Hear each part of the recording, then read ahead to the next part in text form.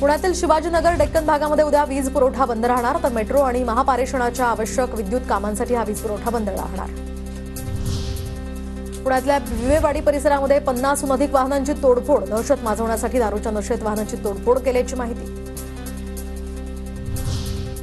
पुण्यात 3 नवीन जीबीएस संशयितांची नोंद, तर जिल्ह्यामध्ये आतापर्यंत 5 जणांचा मृत्यू, तर 60 रुग्णांवर अजूनही आयसीयूत उपचार, 21 रुग्ण व्हेंटिलेटरवर, तर राज्यात आतापर्यंत 130 जीबीएस रुग्णांचं निदान. पुणे महापालिकेचा 100 थकबाकीदारांकडे 334 कोटींचा मिळकत कर थकीत, थकबाकीदारांमध्ये राजकीय नेते आणि उद्योजकांचा सुद्धा समावेश, तर बड्या लोकांविरोधात आता महापालिका कारवाईचा बडगा उगारणार का, याकडे सर्वसामान्यांचं लक्ष. पुण्यातल्या नांदेडगाव परिसरामधील 26 जीबीएस बाधित रुग्णांच्या घरातील पाण्याचे नमुने तपासले, तर पाण्यामध्ये क्लोरीनचं प्रमाण हे 0, पाणी नमुन्यांच्या तपासणीतून निष्कर्ष. खासगी रुग्णालयांविरोधात तक्रारी वाढल्यामुळे आता राज्य पातळीवर रुग्णालयांची तपासणी मोहीम हाती. पुण्यामध्ये 10% रुग्णालयांकडून नियमभंग, पालिकेच्या आरोग्य विभागाकडूनही नोटीस, तर सुधारणा करण्याचे निर्देश. पुणे महापालिकेचे 100 स्वच्छता कर्मचारी आता स्वच्छतेचा अभ्यास करण्यासाठी इंदोर दौऱ्यावर.